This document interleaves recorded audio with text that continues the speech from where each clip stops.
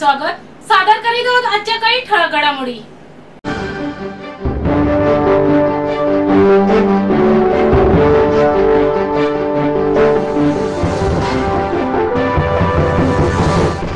डाक विभागाची माहिती जनमानसात पोहोचावी म्हणून ठाणे डाक विभागातर्फे डाक चौपाल सरकार आपल्या दारी हा उपक्रम ठाण्याच्या जिल्हा नियोजन भवन सभागृहात उत्साहपूर्ण वातावरणात संपन्न झाला। यावेळी आमदार संजय केळकर, ठाणे पोस्ट ऑफिसचे प्रवर अधीक्षक समीर महाजन, जिल्हा विधी सेवा प्राधिकरणाचे सचिव ईश्वर सूर्यवंशी, जिल्हा नियोजन अधिकारी वैभव कुलकर्णी, ठाणे उपविभागीय अधिकारी उर्मिला पाटील, जिल्हा शल्य चिकित्सक अधिकारी डॉक्टर कैलास पवार, जिल्हा माहिती अधिकारी मनोज सानप, जिल्हा माहिती व बाल कल्याण विकास अधिकारी महेंद्र गायकवाड, दंत चिकित्सक डॉक्टर अर्चना पवार, अभिनेता Vighnesh Joshi, holy cross convent हायस्कूलच्या कॅटनिवा कोडनिओ, सलाम बालक ट्रस्टचे मिलिंद बिडवाई, सामाजिक कार्यकर्ते विजय भोईर तसेच ठाणे पोस्ट विभागातील अधिकारी कर्मचारी उपस्थित होते। यावेळी उपस्थितांना मार्गदर्शन करताना आमदार केळकर म्हणाले की सर्वसामान्य माणसाची सेवा करणारे विभाग म्हणजे एसटी महामंडळ व पोस्ट ऑफिस। जिथे रस्ता नसेल तिथे एसटी जाते व जिथे गाव तिथे पोस्टमन पोहोचतो। या दोन्ही विभागाबद्दल मला नितांत आदर आहे।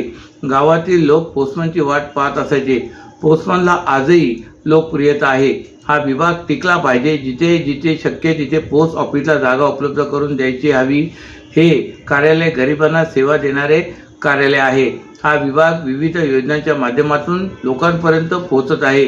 डाक चौपाल सरकार आपल्या दारी हा अतिशय उपयुक्त उपक्रम आहे। लाडकी बहीण योजनेमध्ये सुद्धा पोस्ट ऑफिसने खूप उपयुक्त काम केले आहे। लाडकी बहीण योजना ही क्रांतिकारी योजना ठरले। ठाणे जिल्ह्यात 13 लाख महिलांना यातून लाभ मिळालाय।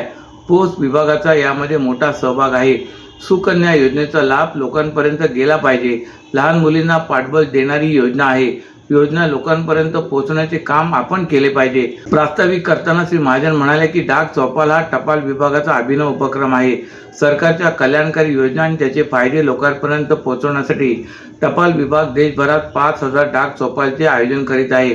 हा उपक्रम 30 सप्टेंबर पर्यंत सुरू असेल। या चौपालच्या माध्यमातून टपाल विभाग प्रत्येक घरातील लोकांना जोडण्याचा प्रयत्न करेल, जेणेकरून एकही घर टपाल खात्याच्या कोणत्याही योजनेपासून वंचित राहणार नाही। ग्रामीण भागात सामान्य नागरिक आणि प्रशासन यांच्यातल्या कामासंदर्भातील सुलभता सुनिश्चित करण्यासाठी डाक चौपाल महत्त्वाची भूमिका आहे। आनंद दिघे हे महिलांकडे वाईट नजरेने बघणाऱ्या त्यांच्या पद्धतीने बंदोबस्त करायचे आणि त्याच पद्धतीने न्याय चिमुकल्या 2 मुलींना मिळालाय। हा न्याय आनंद दिघे यांचे शिष्य मुख्यमंत्री एकनाथ शिंदे यांच्या राज्यात मिळालाय, अशी प्रतिक्रिया खासदार नरेश म्हस्के यांनी व्यक्त केली। ठाण्यातील शिवसेनेचे दिवंगत ठाणे जिल्हा प्रमुख आनंद दिघे यांच्या समाधीस्थळावर खासदार नरेश म्हस्के यांच्यासह शिवसैनिकांनी एकत्र येऊन अक्षय चकमकीत ठार झाल्याबद्दल आनंद साजरा केला। त्यावेळी नरेश म्हस्के यांनी पत्रकारांशी संवाद साधला। कुठल्याही स्त्रीकडे वाईट नजरेने पाहिल्यास आनंद दिघे यांच्या काळात त्या स्त्रीला तात्काळ न्याय मिळायचा। त्याच पद्धतीने यावेळेसही तात्काळ निसर्गाने हा न्याय दिलाय। धर्मवीर आनंद दिघेंच्या या ठाणे जिल्ह्यात जी क्रूर घटना घडली त्या आरोपीला नियतीने न्याय दिलाय। आनंद दिघे यांचा एक शिष्य या शासनामध्ये मुख्यमंत्री म्हणून काम पाहतोय। त्यांच्या काळात या चिमुकल्यांना न्याय मिळालाय।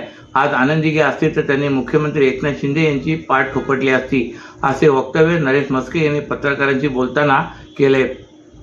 पोलीस दिवस रात्र आपले संरक्षण करतात, त्यांना मारण्याचा हा प्रयत्न होता, परंतु स्वरक्षणार्थ त्यांनी केलेल्या त्या झटापटीत आरोपीचा मृत्यू झाला तर त्याला एन्काउंटर कसे म्हणतात।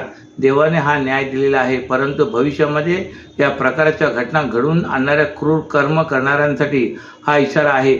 महिलेकडे वाईट नजरेने सुद्धा पाहणाऱ्यांच्या हिमतीला लगाम या घटनेने घातलेला आहे, असे ते यावेळी म्हणाले।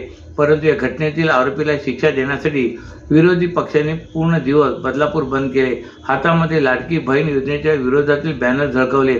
सत्ताधारी पक्षावर टीका केली। या आरोपीला तात्काळ फाशी द्या असे म्हणत आंदोलन केले। लोकांची सहानुभूती घेण्याकरिता संपूर्ण महाराष्ट्रात आंदोलन केले। पवारांसारखे नेते मुंबईमध्ये आंदोलन करत होते। त्या क्रूर कर्माच्या विरोधात आणि राज्य सरकारच्या विरोधात विरोधकांनी महाराष्ट्र बंदची हाक दिली, परंतु आज त्याच आरोपीला नियतीने डाव साधत शिक्षा दिली तर तो विरोधकांना प्रिय झाला। एवढा पुळका विरोधकांना त्या आरोपीचा आला आहे, असेही म्हस्के म्हणाले। ठाणे शहरातील रिक्षा चालकांची मुजोरी अद्याप कमी झालेली नसून आजही अनेक रिक्षा चालक विना गणवेश रिक्षा चालवत आहेत। रिक्षामधून क्षमतेपेक्षा जास्त प्रवाशांची वाहतूक केली जात आहे। भाडे नाकारण्यासह शेअर रिक्षा चालकांकडून प्रवाशांची आर्थिक दुभावणूक होत असून काही रिक्षा चालक बॅज आणि परवान्याविनाच रिक्षा चालवत आहेत। मात्र त्याकडे वाहतूक पोलीस आणि आरटीओने डोळेझाक केल्याने आश्चर्य व्यक्त होत आहे। 7 वर्षापूर्वी परिवहन विभागाने रिक्षा परमिट खुले केल्यानंतर मागेल त्याला रिक्षा परमिट मिळू लागले। परिणामी रिक्षाच्या संख्येमध्ये वाढ झाली। ठाणे शहरातील मोठ्या संख्येने रिक्षा धावत असल्या तरी यातील अनेक रिक्षा चालक वाहतुकीच्या नियमांचे पालन करत नाहीत। जवळचे भाडे घेण्यास रिक्षा चालक थेट नकार देत असल्याने महिलांसह ज्येष्ठ नागरिकांची रिक्षा मिळवताना खूपच तारांबळ उडत आहे। चालक उद्धट वर्तणुकी करत असल्याने प्रवासी त्रस्त आहेत। विशेष म्हणजे शेअर रिक्षा चालक खूप वेगात रिक्षा चालवत असल्याने अपघात घडण्याची शक्यता नाकारता येत नाही। तरी यांचे रिक्षा चालकांना काही गांभीर्य राहिलेले नाही। स्वतःबरोबर प्रवाशांचे जीव धोक्यात घालत रिक्षा चालक विरुद्ध दिशेने रिक्षा घेऊन जातात। ठाण्यातील गावदेवी येथे तसेच शहरातील अन्य ठिकाणी ही गोष्ट प्रकर्षाने दिसून येते। रिक्षात जास्त प्रवासी बसवले जात असून 3 प्रवासी बसवल्यानंतर पुढे चालकांच्या दोन्ही बाजूलाही प्रवासी बसवले जातात। परिणामी चालकांचे रिक्षावरील नियंत्रण सुटून अपघात होऊ शकतो। गंभीर बाब म्हणजे रिक्षातून 4 ते 5 प्रवासी घेऊन जात असूनही वाहतूक पोलिसांना हे का दिसत नाही असा प्रश्न जागरूक नागरिक उपस्थित करत आहेत। महाराष्ट्रातील भगिनींना आधार देणारी राज्य शासनाची मुख्यमंत्री माझी लाडकी बहीण योजना। या योजनेअंतर्गत अल्प उत्पन्न गटातील 21 ते 65 वयोगटाच्या भगिनींना मिळणार दरमहा 1500 रुपयांची मदत। अर्ज करण्यासाठी 31 ऑगस्ट 2024 पर्यंत मुदतवाढ। कुटुंबाचं वार्षिक उत्पन्न 2.5 लाख रुपयांपेक्षा कमी असलेल्या महिला पात्र। कुटुंबाकडे पिवळं किंवा केशरी रेशन कार्ड असल्यास उत्पन्नाचा दाखला आवश्यक नाही। पांढरं रेशन कार्ड असेल किंवा रेशन कार्ड नसेल तर कुटुंबाचं वार्षिक उत्पन्न 2.5 लाखांपेक्षा कमी असल्याचा दाखला आवश्यक। योजनेसाठीचा ऑनलाईन अर्ज नारी शक्ती दूत ॲप वरून किंवा पोर्टलवर भरता येईल। ज्या भगिनींना ऑनलाईन अर्ज भरता येत नसेल त्यांच्यासाठी अंगणवाडी, ग्रामपंचायत, वॉर्ड ऑफिस, सेतू सुविधा केंद्रामध्ये किंवा आशाताई बचत गटाच्या CRP यांची मदत उपलब्ध। आता आपल्याला अभिमानाने म्हणता येईल, सुखी आणि सुरक्षित आहे माझी लाडकी बहीण। ग्रामपंचायतीमध्ये संगणक परिचालक हे स्वतंत्र पद निर्माण करून नियुक्ती मिळावी तसेच किमान वेतन देण्यात यावे या मागणीसह विविध मागण्यांसाठी काल जिल्ह्यातील ग्रामपंचायत संगणक परिचालकांनी जिल्हाधिकारी कार्यालयाबाहेर निदर्शने केली।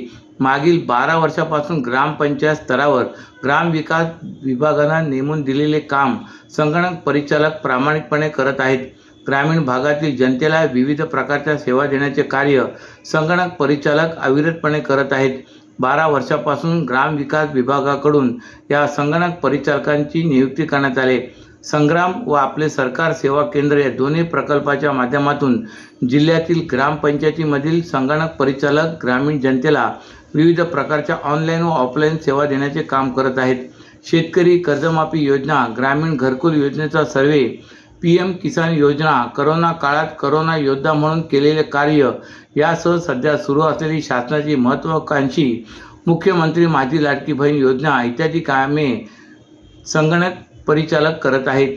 गेल्या अनेक वर्षापासून कर्मचारी कार्यरत असून प्रशासनाचे दुर्लक्ष असल्याचं कर्मचाऱ्यांनी सांगितले। ग्रामपंचायत कर्मचारी दर्जा व किमान वेतन मिळावे या विविध मागण्यांसाठी ठाण्यातील शासकीय विश्रामगृहाबाहेर मोठ्या संख्येने कर्मचारी यांनी एकत्र येत प्रशासनाचे लक्ष वेधले।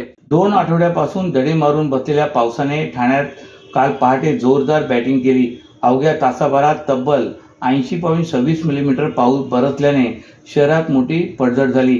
यामध्ये भिंती आणि झाडे कोसळून वाहनांचे व मालमत्तेचे नुकसान झाले। तर दुसरीकडे पावसाच्या शिडकाव्याने वातावरणात गारवा पसरला। त्यामुळे उकाड्याने हैराण झालेल्या ठाणेकरांना काही प्रमाणात दिलासा मिळाला। ढगांचा गडगडाट आणि विजांच्या कडकडाटाने पावसाला सुरुवात झाली। सोसाट्याच्या वाऱ्याने शहरातील सिद्धेश्वर तलाव येथे पणसाचे मोठे झाड गोदामावर पडले। त्यामुळे घटनास्थळी वृक्ष प्राधिकरण विभागाचे कर्मचारी, आपत्ती व्यवस्थापन कक्षाचे कर्मचारी, अग्निशमन दलाचे जवान पोहोचले। सुदैवाने या घटनेत कोणालाही दुखापत झाली नाही। मात्र या पडझडीत गोदामाच्या छताचे शेड तुटून नुकसान झालेले आहे। झाड वृक्ष प्राधिकरण विभागाचे कर्मचारी, आपत्ती व्यवस्थापन कक्षाचे कर्मचारी व अग्निशमन दलाच्या जवानांनी कापून बाजूला केले आहे।